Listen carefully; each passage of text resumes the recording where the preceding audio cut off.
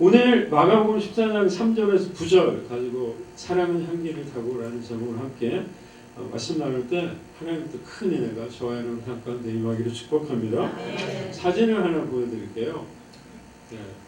미용 쪽에 계신 분들은 뭐죠? 그렇죠. 네. 다이알 비누 한 번 더 넘겨주시죠. 네. 다이알 비누입니다. 하나 더 있죠? 사진이? 다시 앞으로 하나만. 예. 다이알 비누입니다.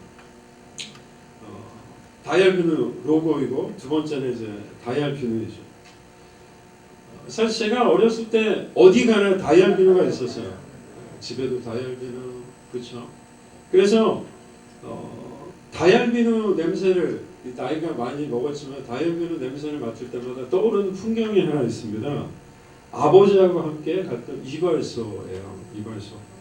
이발소에 들어서면 늘 뭐가 있냐면 그림이 어느 이발소에 가나 소가 밭을 갈고 농부가 있는, 그리고 물레방아가 돌아가는, 어디 가나 그런 그림이 짜장면집에도 있었던 것 같은데 저 어렸을 때 그런 그림이 있어. 그래서 머리를 감긴 내내 어쩔 수 없이 그림을 계속 보게 되죠. 그리고 이어지는 머릿속에 떠오르는 감명은 뭐냐면, 제가 이제 키가 작으니까 이발사 아저씨가 판때기를 하나 가져와가지고, 요즘처럼 이렇게 올라갔다 내려갔다 하는 게 아니니까 판때기를 팔걸이 이렇게 걸어가지고 제가 거기 앉는 거예요. 그럴 때마다 늘 그런 생각이 들었어요. 빨리 내가 커서 내 판때기 없이 머리를 깎아버리라, 그런 생각이 했었습니다.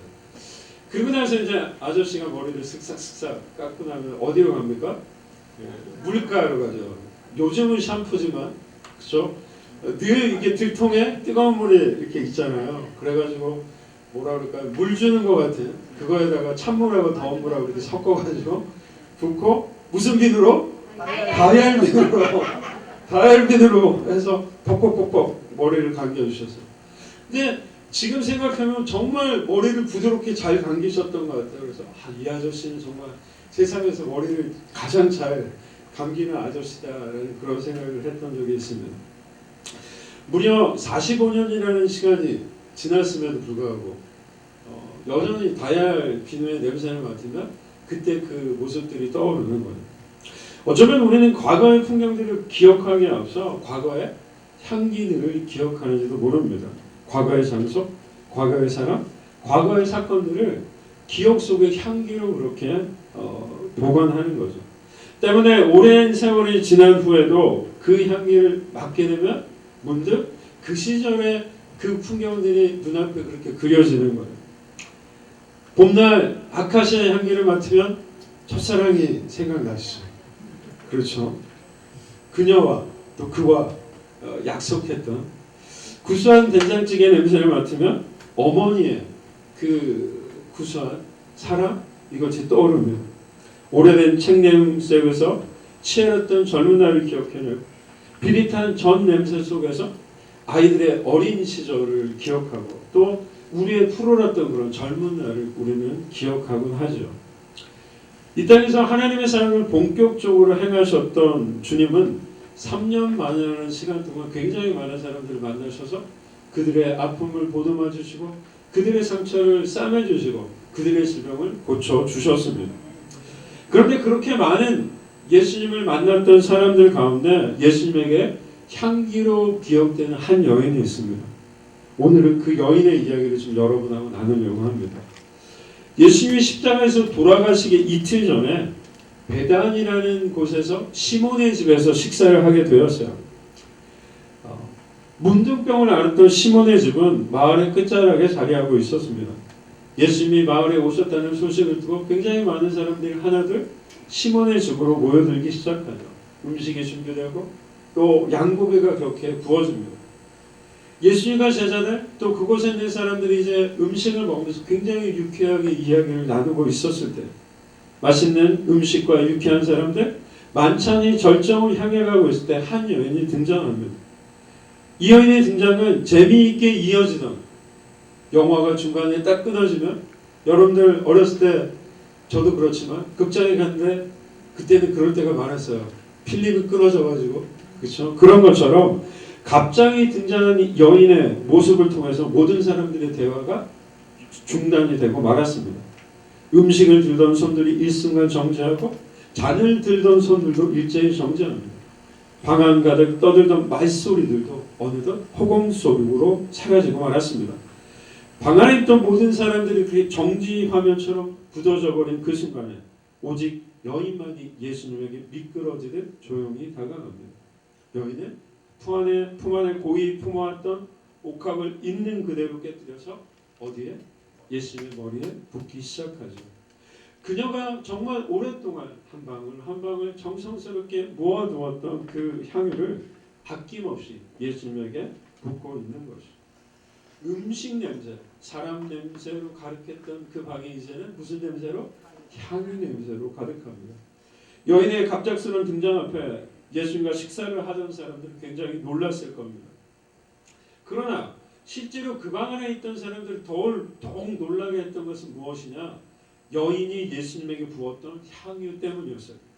예수님과 식사를 하던 사람들 중에는 지금 그 여인이 예수님에게 붓고 있는 향유가 얼마나 비싼 것인가를 아는 사람들이 있었기 때문입니다.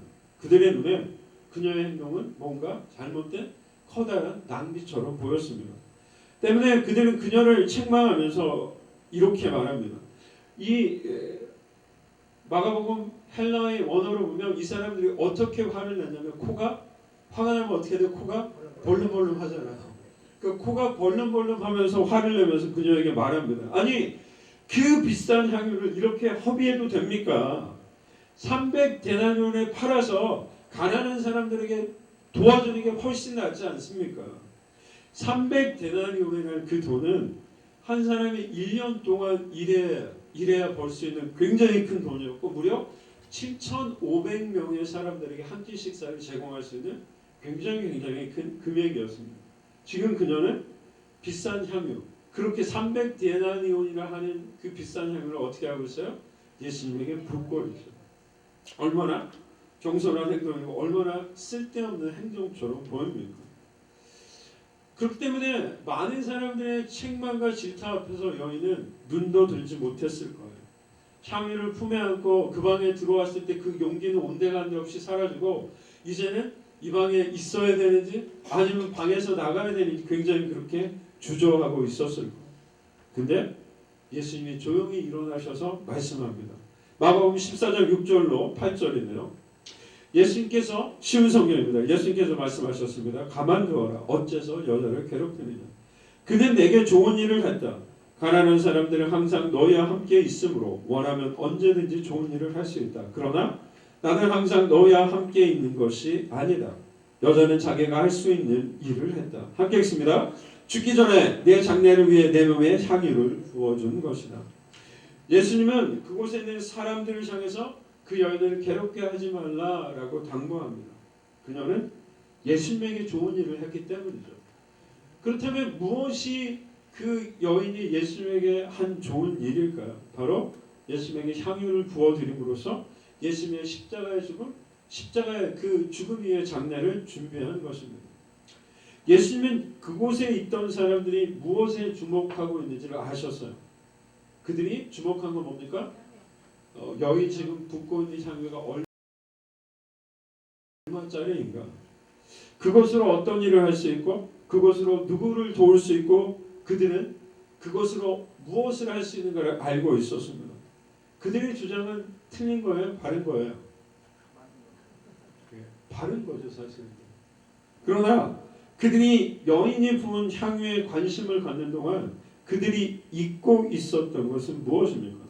그들이 그 향유의 가격과 그것을 팔아 얼마나 많은 사람들을 도울 수 있을까를 그렇게 셈하고 있는 동안 정작 그들이 바라보지 못한 것은 무엇입니까? 그렇죠. 그들 옆에 계신 예수님이었습니다. 그들은 겉으로 드러난 여인의 행동에 관심을 가졌지만 예수님은 왜 여인이 그와 같은 행동을 했는가? 내면의 동기에 관심을 가지셨습니다. 예수님은 그녀의 행동이 좋은 일이요, 아름다운 일이요, 놀라운 일이라고 말씀하고 있는 것이죠. 오직 한 사람, 그 방에서 예수님에게 주목했던 사람은 바로 이 여인뿐이었습니다. 그녀의 눈에는 향유가 아니라 주님이 보였던 거죠. 아니 어떤 의미에서 오직 그녀에게는 예수님만이 보였던 것입니다. 그녀에게 예수님은 창녀보다 더 가치 있는 분이요, 더 존귀한 분이었습니다. 그 예수님께 값비싼 창녀를 부어드림으로써 여인은 예수님을 향한 자신의 마음을 그렇게 드러냈던 것이죠. 그날 예수님을 향한 그녀의 사랑은 그렇게 향기를 타고 예수님에게로 전해졌습니다. 그리고 그 주님은 그녀가 주님께 부어주신 사랑의 향기는 시대와 세대를 넘어 온 세상을 향해 계속해서 흘러가게 될 것이다 라고 이렇게 말씀하십니다. 마가복음 14장 9절입니다. 내가 너에게 진정으로 말한다. 복음이 온 세상에 전해질 때 이 여인이 한 일도 알려져서 사람들이 기억하게 될 것이다. 복음이 온 세상에 전해질 때 이 여인이 한 일도 그렇게 사람들이 기억하게 될 것이다. 복음이 온 세상에 전해질 때 나를 위해 이 여인이 부었던 아름다운 향기도 온 세상 사람들에게 아름답게 기억되게 될 것이다. 이것이 그곳에 있던 사람들을 향한, 그리고 예수님께 향유를 부었던 그 여인을 향한, 그리고 오늘 복음을 인해 구원받고 새로운 삶을 살아가는 저와 여러분을 향한 예수님의 말씀인 줄 믿습니다. 사랑하는 사사업 미용성교회 여러분, 오늘 여러분은 이곳에서 그 여인의 향기를 맡고 계신가요? 사실 여인은 예수님의 십자가 죽음을 알지 못했습니다.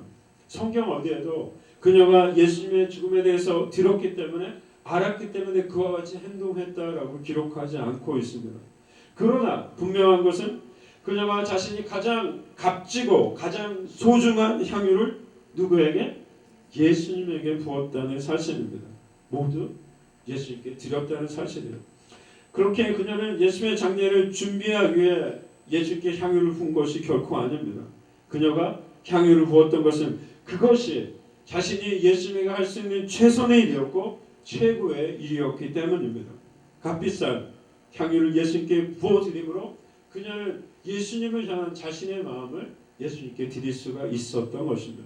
그것이 전부입니다. 그러나 그녀의 그런 행동은 결국 예수님의 죽음을 앞둔 예수님의 장례를 준비하는 일이 되었습니다. 그것이 그녀가 한 행동에 대해서 누가? 예수님이 부여하신 의미였습니다. 그녀의 사랑의 행동이 예수님의 죽음을 미리 보여주는, 예수님의 십자가 죽음을 통해 이 세상을 구원하시려는 하나님의 구원 계획을 미리 보여주는 통로가 되었다라고 주님은 말씀하셨던 것이죠. 그런 의미에서 그녀가 예수님께 부은 향기는 예수님을 향한 그녀의 사랑의 향기요, 예수님의 죽음의 향기요, 죽음 이후의 부활의 향기이며 나아가 이 세상을 향한 하나님의 구원의 향기인 줄 믿습니다. 사랑하는 사회사업 미용소교회 회원 여러분, 오늘 여러분은 이 여인이 주님 앞에 부어드렸던 그 향기를 맡고 계신가요? 그녀를 통해 세상에 펴져갔던 예수 그리스도의 사랑과 죽음과 부활과 구원의 향기를 맡고 계십니까? 옆 사람을 한번 보면서 한번 질문하죠. 향기를 맡고 계신가요? 아멘. 어느 날에 한 장군이 있었습니다. 굉장히 격렬한 전투를 벌이다가 이제 소강 상태가 되어서 자신의 숙소로 돌아와서 휴식을 취하게 됩니다. 그래서 평소 굉장히 아껴두었던 찻잔을 꺼내서 이제 차를 끓여서 마시려고 하는데 찻잔을 꺼내서 차를 붓다가 찻잔을 떨어뜨릴 뻔한 거예요. 어떻게 해서 다른 손으로 이렇게 찻잔을 붙들었습니다. 그러면서 이 아까운 찻잔을 내가 깰 뻔했네. 그런 순간 장군은 작은 찻잔을 바라보면서 자신의 모습에 놀라게 됩니다. 생각하죠. 전쟁터에서 나의 부하들이 목숨을 잃을 때, 나의 부하들이 적군에게 포위되어 목숨이 위태로울 때, 내가 이 작은 찻잔을 생각했듯이 그 나의 부하들의 생명을 그렇게 생각했던 적이 있었던 거예요. 없었던 거예요. 그래서 자신의 모습이 굉장히 부끄럽다라고 생각하게 됩니다. 순간 그는 찻잔을 바닥에 던져 깨뜨리고 말이죠. 그에게 진정 사랑하고 소중히 대해야 할 대상은 작은 찻잔이 아니라 그와 함께 목숨을 걸고 싸우는 병사들이었기 때문입니다. 사랑하는 사회사업 미용소의 회원 여러분, 오늘 여러분의 삶 속에서 가장 소중하고 가장 사랑하는 대상은 누구입니까? 여러분을 가장 기쁘게 하고 가장 행복하게 하는 대상은 누구인가요? 오늘 조신 주님은 우리 모두가 옥합을 깨뜨렸던 여인과 같이 되기를 원하십니다. 그러나 진정 주님이 저와 여러분에게 원하시는 것은 그녀가 깨뜨렸던 옥합도 아니며 그녀가 주님의 머리에 부었던 향유도 결코 아닙니다. 우리 예수님께서 저와 여러분에게 원하시는 것은 우리의 눈을 들어 그 주님을 바라보는 것입니다. 이 세상의 모든 가치보다 그 주님을 높이고 이 세상 그 무엇보다 그 주님을 존귀한 분으로 소중한 분으로 이 세상의 그 무엇과도 바꿀 수 없는 분으로 생각하는 것, 그것이 저와 여러분에게 주님이 원하시는 것임을 늘 기억하는 저와 여러분에게 축원합니다. 우리가 그렇게 주님을 바라볼 때, 우리가 그렇게 주님을 생각할 때 비로소 우리는 우리가 가진 그 어떤 옥합도 깨뜨릴 수 있기 때문입니다. 우리가 가진 그 어떤 값비싼 향유도 주님 앞에 부어드릴 수 있기 때문이죠. 사도 바울이 고백했던 것 같이 예수님과 비교했을 때 이 세상의 모든 것들이 배설물과 같다라고 고백하게 될 것입니다. 사랑은 향기를 타고 세상에 퍼져갑니다.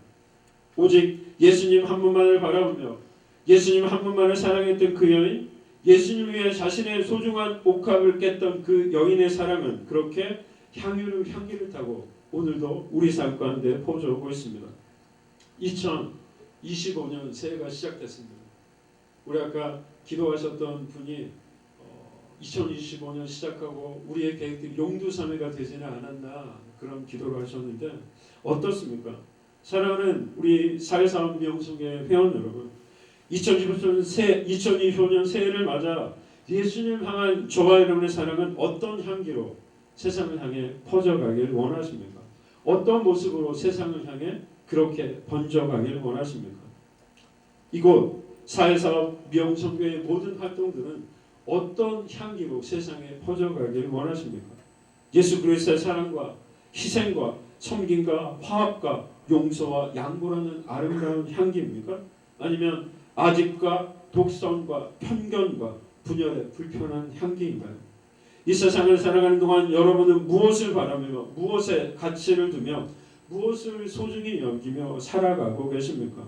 오늘 여러분은 여러분의 삶의 향기가 예수님에게 어떤 향기로 기억되기를 원하십니까? 오직 예수님만을 바라보고 오직 예수 안에서만 참된 기쁨을 누리고 오직 예수 안에서만 참된 가치를 발견하는 저와 여러분이 되기를 소망합니다. 예수님의 모습, 희생하시고 섬기셨던 그 모습을 닮아감으로 자신이 가졌던 가장 소중한 것을 예수님의 드림으로 아름다운 향기로 예수님께 기억됐던 그 여인처럼 우리 역시 그렇게 예수님에게 기억되는 저와 여러분 되기를 축복합니다. 오직 예수님을 위한 사랑을 통해 우리 삶의 옥합들이 깨뜨려지고 우리 삶의 향유가 드려지고 마침내 그 사랑이 온 세상을 향한 그리스도의 향기가 되고 그리스도의 복음을 온 세상에 드러내는 통로가 되는 저와 여러분의 삶이 되기를 진심으로 축원합니다.